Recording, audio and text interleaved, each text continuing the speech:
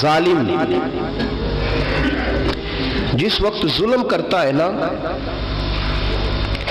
اس وقت وہ یہ سمجھ بیٹھتا ہے کہ میں ہمیشہ اسی طاقت میں رہوں گا۔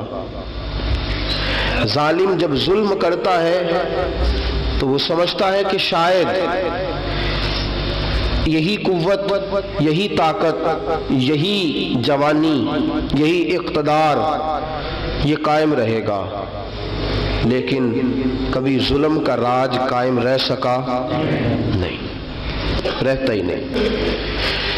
یزید نے ظلم کی حد کر دی، جب تخت حکومت میں بیٹھا تو ظلم کی حد کر دی، حد کر دی اس نے سمجھا تھا کہ شاید یہ اقتدار میرے پاس رہے گا، شاید یہ تخت جو میں نے سجایا ہے اس پہ سجا رہوں گا، بنا رہوں گا، قائم رہوں گا۔ اسے سمجھ نہیں نہ آئی کہ حکومتیں ظلم سے نہیں عدل سے قائم رہتی ہیں۔ میرے عمر فاروق رضی اللہ تعالیٰ عنہ کی حکومت عدل سے قائم تھی تو 12 سال قائم رہی، 12 سال قائم رہی، اور عمر چلے گئے، عدل کرتے کرتے چلے گئے۔ میں اگلے جمعے بیان کروں گا حضرت عمر کے بارے میں۔ جناب عمر چلے گئے، عدل کرتے کرتے دنیا سے رخصت ہو گئے، لیکن مدینے کی گلی سے بھی جا کے پوچھو گے تو عمر کے عدل کی گواہی دے گی۔ مدینے کی گلی اور مٹی بھی کہے گی کہ عمر عادل تھا۔ یزید نے ظلم کیا نا، پورے 4.5 سال رہا، لیکن اس کا خیال تھا کہ میں جمع رہوں گا، بنا رہوں گا، رہ سکا نہیں، رہ سکا، کیونکہ اللہ غافل ہے، اللہ کو پتہ ہے۔ اور ایک اور بات بھی، ایک اور جملہ بھی کہنے لگا ہوں، اسے بھی یاد رکھیے گا، ظالموں کو مددگار بھی مل جاتے ہیں، ظالموں کو مددگار بھی مل جاتے ہیں، بلکہ ظالموں کے مددگار زیادہ ہوتے ہیں، بدی جلدی پھیلتی ہے، گناہ جلدی پھیلتا ہے، ظالموں کے مددگار زیادہ ہوتے ہیں۔ یزید کو مددگار ملے، ابن سعد ملا، ابن زیاد ملا، شمر ملا، خولی بن یزید ملا، بڑے اسے مددگار ملے جو کہتے تھے کہ بالکل کوئی خطرہ ہی نہیں، دنیا تو ترستی ہے تیری دید کو، اور سب خیر ہے، ہر جگہ امن ہی امن ہے۔ یزید جب ظلم کر رہا تھا تو سمجھتا تھا مجھے کوئی نہیں پوچھے گا، کوئی میرے قریب نہیں آئے گا، لیکن یارو اس تک دنیا کا کوئی بندہ تو نہیں پہنچ سکا، لیکن اللہ کا قہر تو پہنچ گیا نا،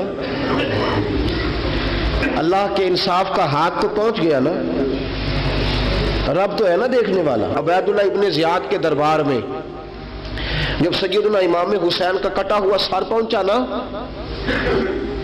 اس نے ایک چھڑی پکڑی،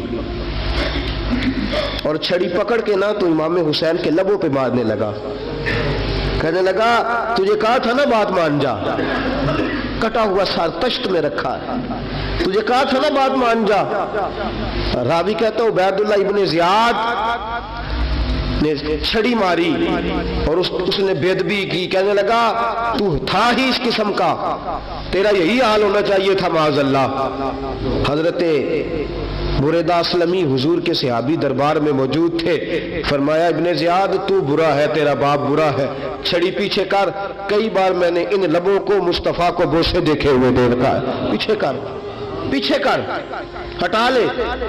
راوی کہتے ہیں کہ 1 2 3 4 5 6 سال گزر گئے، وہی کوفے کا دربار، وہی محل، وہی تخت اور وہی تشت جس میں امام حسین کا سر رکھ کے لایا گیا تھا۔ 6 سال کے بعد مختار ثقفی حکمران بن گیا۔ مختار ثقفی نے کہا کہ میں چن چن کے ماروں گا وہ بندے جنہوں نے امام حسین کو قتل کیا تھا۔ 1 نہیں 2 نہیں 4 نہیں 6000 بندہ مارا اس نے، چن چن کے۔ راوی کہتے ہیں کہ یہ ابن زیاد 30,000 فوج لے کے نہر فرات کے کنارے میدان کربلا کے سامنے آیا اور اس نے جہاد کیا۔ مختار ثقفی نے ابراہیم بن مالک کو بھیجا، فرمایا جاؤ قتل کر کے لاؤ۔ لڑائی شروع ہو گئی، یکم محرم کو ہوئی تو پھر بند ہو گئی، پھر 5 کو شروع ہو گئی، پھر 7 کو شروع ہو گئی، 10 محرم کا دن آ گیا 6 سال کے بعد، وہی ظہر کا وقت آ گیا، وہی عبید اللہ ابن زیاد جس نے امام حسین رضی اللہ تعالیٰ عنہ کو قتل کروایا تھا، وہ گرا ہوا ہے اور زمین پہ گرا ہے، اس کی گردن پہ ابراہیم بن مالک نے پیر رکھا اور اس کی گردن کو کاٹ کے تشت میں رکھا، اور تشت میں رکھ کے جب اس نے کوفہ بھیجا، وہی تخت جس پہ عبید اللہ ابن زیاد نے بیٹھ کے امام حسین کے مبارک لبوں پہ چھڑی ماری تھی، اسی تشت پہ رکھ کے جب اسی عبید اللہ ابن زیاد کا سر سامنے رکھا تو کوفے کے اس دارالخلافہ کے ایک کونے سے ایک بابا بولا اور بول کے کہنے لگا، لوگوں گواہ رہنا میرا رب بڑا عادل ہے، گواہ رہنا اللہ بڑا عادل ہے۔ چیختا ہے، کونے سے پکارتا، کہتا لوگوں عدل ہو گیا، انصاف ہو گیا، عدل ہو گیا، انصاف، دیکھو دیکھو۔ جب حسین کا سار آیا تھا، ابن زیاد نے گستاخی کی تھی تو کونے سے آوازیں نکلنے لگی تھی کہ زیاد برا ہے، حسین اچھا ہے۔ آج ابن زیاد کا سار آیا ہے، آواز پھر کونے سے نکلی ہے، لیکن آواز کیا گونج رہی ہے؟ آواز پھر وہی گونج رہی ہے، زیاد ابن زیاد برا تھا، حسین کو اللہ نے بڑی عزت عطا فرما رکھی۔ مکافات عمل، مکافات عمل، اللہ غافل نہیں ظالم جو کام کرتے، اللہ غافل نہیں۔ 6 سال کے بعد وہی دن، وہی وقت، وہی گھڑی، وہی لمحہ، وہی سارا نظام، وہی دربار، انسان ڈرتا نہیں، انسان باز آتا، عبرت پکڑتا۔ ابن زیاد اس وقت کہتا تھا کہ میں جاؤں حسین کے پاس، یہ میں جو ہوتی ہے یہ مروا دیتی ہے۔ شیطان نے کہا تھا آنا خیر منہم، میں بہتر ہوں، بس ختم ہو گیا، ختم ہو گیا۔ ابن زیاد قتل ہوا، وہی تاریخ، وہی زمانہ، اللہ کریم نے اس کو ذلت کی موت دی، مرا، اور 30,000 فوج لے کے نکلا تھا، پھر بھی بچ سکا نہیں۔ یہ ابن زیاد کا حال ہوا۔ ابن سعد صحابی کا بیٹا تھا، نبی پاک علیہ السلام کے پیارے صحابی کا بیٹا تھا، جناب سعد بن ابی وقاص کی اولاد تھی، لیکن یاد رکھنا اگر ایک صحابی کا بیٹا یزید بن سکتا ہے تو دوسرے کا ابن سعد بھی بن سکتا ہے۔ اور صرف یوں ہی توجہ نہ کیا کرو، ابو جہل کا بیٹا بھی تو صحابی رسول بن گیا تھا نا، یخرج الحی من المیت ویخرج المیت من الحی، رب فرماتے میں زندوں سے مردے اور مردوں سے زندے نکال دیا کرتا ہوں۔ میں کبھی کبھی کعبے کے اندر بت بھی رکھوا دیتا ہوں، گھر میرا اور میرے ہی شریک اس گھر کے اندر راج کرتے رہتے، میری بے نیازی ہے، کچھ کا کچھ کر دیتا ہوں۔ ابن سعد مختار حکمران بنا تو مختار ثقفی نے ابن سعد کے بیٹے حفص کو بلایا، اور مزے کی بات یہ ہے کہ مختار جو بعد میں حکمران بنا نا، بڑی یاری تھی اس کی ابن سعد کے ساتھ۔ جتنے قاتلان امام حسین تھے وہ کوفہ چھوڑ کے بھاگ گئے، دوڑ گئے۔ اور ایک بات یاد رکھنا، ظالم بزدل ہوتا ہے، ظالم بزدل ہوتا ہے، اس کے اندر وہ اطمینان نہیں ہوتا، تو ڈر لگتا۔ بھاگ گئے سارے کوفہ چھوڑ کے، لیکن ابن سعد نے کہا مختار میرا یار ہے، مجھے کچھ نہیں کہے گا۔ اس کے گھر والوں نے سمجھایا کہ تو دوڑ جا، تیرا تو ظلم بھی بہت زیادہ ہے، دوڑ جا تو۔ اس نے کہا نہیں میرا یار ہے، مجھے کچھ نہیں کہے گا۔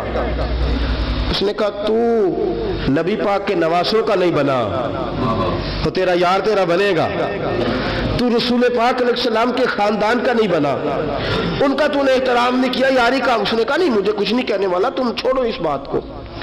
حفص کو پیغام بھیجا، بیٹا آیا، مختار نے کہا تیرا باپ کدھر ہے؟ اس نے کہا جی ابا جی اب باہر نہیں نکلتے، بس گھر کے کونے میں بیٹھ کے اللہ اللہ کرتے ہیں۔ اس نے کہا اچھا کیا کرتے ہیں؟ کہا جی گوشہ نشین ہو گئے۔ اس نے کہا اب تیرا باپ گوشہ نشین ہوا ہے؟ اب گوشہ نشین ہوا ہے؟ بھیڑیے سے لومڑی نے کہا کہ جاؤ شکار کر لو، تو بھیڑیا کہنے لگا بوڑھا ہو گیا تھا نا، بھیڑیا کہنے لگا نہیں میں نیک ہو گیا ہوں، میں نے شکار کرنا چھوڑ دیا ہے۔ میں کسی جانور کو تنگ نہیں کرتا، تو لومڑی کہنے لگی نہیں بادشاہ سچی بات کر، اب تجھ سے دوڑا ہی نہیں جاتا، اب شکار پکڑا جاتا، اب تجھ سے دوڑا نہیں جاتا پکڑا، اب تیرے اندر آج بھی طاقت آئے تو کم کرے نہ، تو اب بھی چھوڑنے والا، اب تجھ سے دوڑا نہیں جاتا۔ ملا رومی فرماتے ہیں بوڑھا ہو کے تو بھیڑیا بھی نیک ہو جاتا ہے۔ کہا کہ جاؤ تمہیں بلا رہا ہے، کہا نہیں جی میرے ابا جی نا آپ اندر رہ کے اللہ اللہ کرتے، اس نے کہا اسے اللہ اللہ یاد آئی ہے، اب اللہ اللہ یاد آئی ہے، کچھ گناہ ایسے ہیں جو رب معاف نہیں کرے گا۔ فرمایا وہ جتنی مرضی نمازیں پڑھے، جتنے مرضی روزے رکھے، جتنی مرضی نفل پڑھے، سارا کچھ کر لے، لیکن اللہ کبھی حسین کے گستاخ کو معاف نہیں کرے گا، کبھی نہیں معاف کرے گا، اس لیے کہ جو حسین کا بے ادب ہے وہ دراصل رسول پاک کا بے ادب ہے، اللہ اسے معاف کرے گا؟ ظالم میں اس نے ظلم کیا، ابھی 6 سال ہی تو گزرے تھے، 6 سال ہوئے صرف۔ ابن سعد بھیجا بیٹے کو، کہا جا اب اپنے باپ کو جا کے کہا تجھے مختار بلاتا ہے، بات سنے آ کے۔ ڈر گیا، میں نے کہا ظالم بزدل ہوتا ہے، کہنے لگا اس سے جا کے کہو میں نہیں آ سکتا، بیمار ہوں۔ اس نے کہا چلو وہ نہیں آ سکتا تو ہم تو جا سکتے ہیں نا، ہم تو جائیں گے نا۔ ابن سعد نے بھیجے 10-12 بندے، فرمایا جاؤ زندہ نہ لے کے آنا میرے پاس، میرے پاس زندہ نہ لے کے آنا۔ گئے، بیٹے کو حفص کو گرفتار کر کے کھڑا کر دیا، اور جناب یہ جو ابن سعد تھا اس کو بھیجا، کہا جب تم اس تک پہنچو نا تو جا کے گردن مارنا اس کی، اور مجھے اس کی وجود نہیں دیکھنا، صرف کٹا ہوا سر دیکھنا ہے۔ گئے، جا کے اس کو پکارا، کہا مختار نے بھیجا ہے مارنے کے لیے۔ کہنے لگے مختار مجھے نہیں مار سکتا، میرا یار ہے۔ ابن سعد کہتا ہے مختار مجھے مار سکتا، میرا یار ہے۔ ان فوجیوں میں سے ایک فوجی کہنے لگا اگر تو محمد کے نواسے کو مار سکتا تو تجھے بھی تیرا یار مار سکتا ہے صلی اللہ علیہ، اگر تو رسول پاک صلی اللہ تعالی علیہ وسلم کے نواسے کو قتل کر سکتا ہے، تو نے نبی کا حیا نہیں کیا، وہ یاری کا حیا کیوں کرے؟ تو نے ظلم کیا ہے، اب دیکھ تیرا حال کیا ہوتا ہے۔ گرفتار کر لیا، منتیں کرتا رہا۔ تاریخ ابن سعد کو بتا رہی تھی کہ ابن سعد تو ہاتھ باندھتا ہے، پاؤں پکڑتا ہے، ذرا یاد کر میدان کربلا، میدان کربلا تجھے اپنی باری آئی ہے تو تو ہاتھ باندھتا ہے، میدان کربلا یاد کر۔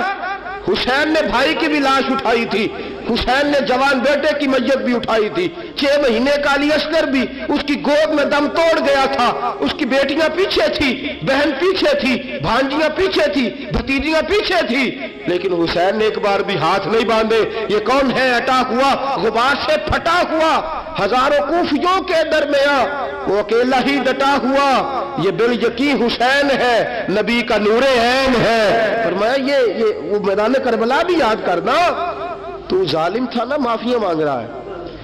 حسین رسول پاک کے نواسے تھے، ایک بار بھی معافی طلب، دیکھ منظر یاد کر۔ ابن سعد کا ایک ہی بار میں سر قلم کیا، ایک ہی بار میں۔ امام حسین پہ تو پہلے 82 زخم لگے تھے تلوار کے، 82 زخم تلوار کے، نیزوں کے، اور کئی نیزوں کی انیاں امام حسین کے وجود میں ٹوٹ گئی تھی۔ امام حسین رضی اللہ تعالیٰ عنہ پہلے ڈٹے رہے، جمے رہے، بڑی دیر کے بعد گر، پہلے ہی بار میں گر گیا۔ ابن سعد کا کٹا ہوا سر پہنچا تو بیٹا کھڑا تھا۔ مختار سقفی نے کہا کہ تیرا باپ میں نے مار دیا ہے۔ کہنے لگا کوئی مزہ نہیں رہا زندگی میں۔ اس نے کہا چلو ٹھیک ہے تمہیں بھی مار دیتے ہیں، اگر مزہ نہیں رہا تو مار دیتے۔ کاٹ دیا سر اس کا بھی، دونوں سر کاٹے، تشت میں رکھے، اور مدینہ منورہ حضرت محمد بن حنفیہ رضی اللہ تعالیٰ عنہ جو امام حسین کے چھوٹے بھائی تھے، جناب علی کی دوسری زوجہ کے بیٹے تھے، جناب علی کے صاحبزادے ان کے پاس بھیجے، اور بھیج کے کہا کہ لو ابن سعد کا سر حسین کا بدلہ ہے اور اس کے بیٹے کا سر علی اکبر کا بدلہ ہے۔ جب محمد بن حنفیہ کے پاس پہنچے تو آپ نے فرمایا یہ کمینوں کے سر میرے بھائی کے سر کا بدلہ ہو ہی نہیں سکتے، یہ کہاں حسین کا بدلہ ہو سکتے ہیں؟ وہ حسین ابن علی، وہ حسین ابن علی، حسین ابن علی کی شان رفت کوئی کیا جانے، حسن جانے، علی جانے، نبی جانے، خدا جانے۔ وہ حسین ابن علی کہ باپ جنہاں دا ہر میدان اندر لڑدا رہیا سی کل ایمان بن کے، ماں جنہاں دی سجدۃ النساء ہوئے تے نانا عرش تے جاوے مہمان بن کے۔ فرمایا یہ حسین کا بدلہ ہو سکتے ہیں؟ وہ خولی بن یزید، خولی بن یزید جس نے امام حسین کا سر کاٹا تھا، پتہ چلا نا، دیکھیں نا امام حسین کو کتنے موقع ملے تھے کربلا سے جانے کے، پہلے موقع پر ہی اور بن یزید نے کہا کہ امام آپ جانا چاہے تو میں رستے کھول دیتا ہوں، آپ تشریف لے جائیں۔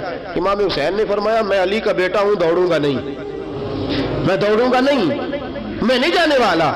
خولی بن یزید دوڑ گیا، کوفہ چھوڑ کے دوڑ گیا اور کسی دور دراز علاقے میں جا کے ڈیرا لگا لیا۔ پھر وہاں سے واپس آیا کہ کسی نے کہا امن ہو گیا، آجا، آ گیا دوبارہ کوفے۔ مختار کو پتا چلا کہ آ گیا ہے، پھنس گیا ہے، گھر پہنچ گیا ہے۔ اس کی بیوی جو تھی نا خولی بن یزید کی، بڑی محبت کرتی تھی نبی پاک کے خاندان کے ساتھ، حضور کے خاندان کے ساتھ بڑی محبت کرتی تھی، اور محبت والوں کا انداز پتہ کیا ہے؟ رنگے چمن پسند، نہ پھولوں کی بو پسند، ہم کو ہے وہ پسند جسے آئے تو پسند۔ یہ انداز ہے، انداز محبت یہ ہے کہ نبی پاک کا غلام نہ ہو، سگا چچا بھی ہو تو مانتے نہیں، غلام نہ بنے، سگا چچا بھی ہو تو مانتے نہیں، اور نبی پاک علیہ السلام کا غلام ہو، چاہے حبش کا رہنے والا بلال ہی کیوں نہ ہو، سردار مانتے ہیں۔ یہ انداز محبت ہے۔ وہ بیوی بڑی محبت کرنے والی تھی، اس نے پیغام بھیجا، اس نے کہا آ گیا ہے گھر، بندے بھیجے، کہا جاؤ خولی کو پکڑ کے لاؤ۔ مختار نے کہا جلدی لاؤ، حکمران نے حکم دیا لاؤ، پکڑ کے گئے، گھر کے اندر گئے تو چھپ گیا۔ چھپا کہاں؟ ٹوکرے کے نیچے۔ میں نے کہا ظالم بزدل ہوتے، ایک ٹوکرے کے نیچے چھپ گیا۔ بیوی سے کہنے لگا، ان سے کہنا میں گھر کوئی نہیں، ان سے کہو میں گھر نہیں۔ بیوی کہنے لگی چلو ٹھیک ہے۔ دروازے پہ گئی، وہ کہنے لگے ہم خولی بن یزید کو گرفتار کرنے آئے ہیں۔ منہ سے پکار کے کہنے لگی گھر کوئی نہیں، منہ سے، اور ہاتھ کے اشارے سے کہنے لگی وہ ٹوکرے کے نیچے چھپا ہوا ہے۔ منہ سے کہنے لگی کوئی نہیں گھر، تاکہ سن لے، اندر سن لے۔ منہ سے کہنے لگی کوئی نہیں، ہاتھ کے اشارے سے کہنے لگی چھپا ہوا ہے ٹوکرے کے نیچے۔ گئے، جا کے ٹوکرا ہٹایا، اپنے پاس بہت ساری دولتیں اور جائیدادیں وہ ساری دے دی۔ کہنے لگا یہ میرے پاس کتنا پیسہ ہے، یہ بہت سے کاغذات ہیں، یہ کتنے زیورات ہیں، لے لو، مجھے چھوڑ دو۔ انہوں نے کہا وہ حکومت کدھر ہے جس کے لیے تم نے حسین کا سر کاٹا تھا؟ کدھر ہے وہ تمہارے تخت، اور کدھر گئی وہ تمہاری سلطنتیں، اور کدھر گئی وہ تمہاری دولت اور اقتدار، اور کدھر ہے وہ تمہارا اسلحہ جس کی بنیاد پر تم نے رسول پاک کا خون میدان کربلا میں بہایا تھا؟ وہ ہمارے سامنے لے کے آ۔ کہنے لگا یہ تھوڑے سے انعامات جو میں نے اکٹھے کیے تھے، یہ دنیا کی گندی دولت، اس کے لیے میں نے میدان کربلا میں امام حسین کا مبارک سر مبارک تن سے جدا کیا تھا، لے لو، مجھے چھوڑ دو۔ انہوں نے کہا نہ دنیا میں لے تجھے چھوڑیں گے، اور نہ اللہ ہی تجھے قیامت کے دن چھوڑے گا۔ گرفتار کر کے لائے، گرفتار کر کے لائے۔ مختار نے کوفے کے بازاروں کے اندر اعلان کیا کہ آؤ باہر نکلو، تمہیں بتاؤں حسین ابن علی کا خاندان گرفتار کر کے انہی کوفے کی گلیوں میں پھرایا گیا تھا نا، یہی گھمایا گیا تھا، آؤ تمہیں دکھاؤں خدا کا انتقام اور اللہ تبارک و تعالیٰ کا انصاف تمہیں دکھاؤں، آؤ میدانوں میں نکلو، گھروں سے باہر آؤ۔ مختار ثقفی اگرچہ بندہ آباد میں یہ بھی ٹھیک نہ نکلا، لیکن بعض اوقات میرے نبی پاک علیہ السلام نے فرمایا اللہ اپنے دین کا کام اپنے نافرمان سے بھی لے لیا کرتا ہے، اس نے کام لینا ہو فاسق سے بھی لے لیتا ہے۔ اللہ نے لے لیا کام، نکلو میدانوں میں، نکلے باہر، چوک بھر گئے، گلیاں بھر گئیں، کوفے کے محلات بھر گئے۔ مختار نے کہا لوگوں 6 سال پہلے کی تاریخ بھی ذہن میں رکھنا، اور آج کا دن بھی تم کبھی مجھے وہ خولی بن یزید ہے کہ یہ نعرے لگاتا تھا کوفے کی گلیوں میں کہ میں نے حسین کا سر کاٹا ہے، میں نے حسین کا سر کاٹا۔ تمہارے سامنے کھڑے، پوچھو اس سے پوچھا بھی تو نے حسین کا سر کاٹا؟ کہنے لگا جی میں نے تو بالکل نہیں کاٹا تھا، میں تو انعام کے لیے نعرے لگاتا تھا، میں نے تو نہیں کاٹا۔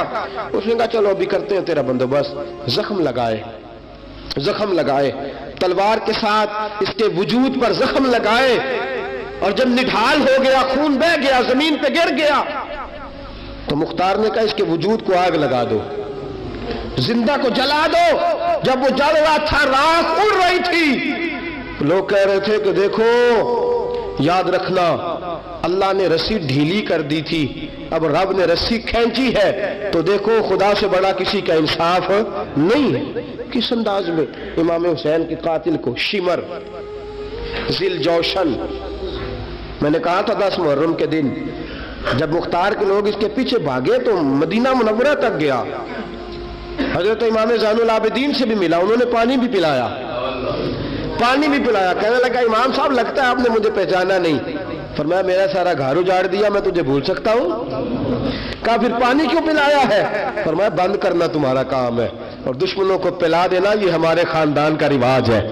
فرمایا مجھے میرا سارا گھر اجاڑ دیا، تجھے کبھی بھول سکتا ہوں؟ بھول ہی نہیں سکتا، لیکن چونکہ ہمارے گھر کا کوئی مزاج ہی تھوڑا منفرد ہے، ہمارا کوئی انداز ہی تھوڑا مختلف ہے۔ شمر دوڑتا امام زین العابدین سے کہنے لگا پناہ، مجھے پناہ ملے گی؟ آپ نے فرمایا جسے اللہ پناہ نہ دے اسے بندہ بھی نہیں دے سکتا، تیرے پاس اب چارہ کوئی نہیں، اس لیے کہ اب تجھے دیکھے نا، یاد رکھنا ظالم دوڑتے ہیں نا، جب ظالم دوڑتے ہیں تو پناہ مانگتے پھرتے ہیں، جب ان کا توتی بولتا ہے تو کہتے ہیں ہم چما دیگرے نیست، ہمارے جیسا کوئی اور ہے ہی نہیں، اور جب رسی کھینچتا ہے اللہ تو پھر بھاگے پھرتے ہیں گلیوں اور بازاروں میں، دوڑے پھرتے ہیں۔ اس لیے کہتے ہیں کہ ڈر کے رہنا چاہیے، ڈر کے۔ عاجزی ان کے ساری شمر کو کہا کہ تو اب تجھے کوئی پناہ دے نہیں سکتا، اس لیے کہ تو اللہ کی پکڑ میں آنے والا ہے۔ شمر دوڑتا دوڑتا ایک گاؤں میں جا کے چھپ گیا، وہاں کے لوگوں کو مارا پیٹا، کہا قبر کسی نے بتایا تو گردن اڑا دوں گا۔ رات کا سناٹا چھایا تو مختار سقفی کا گروہ پہنچ گیا، شمر کو گرفتار کر کے لایا۔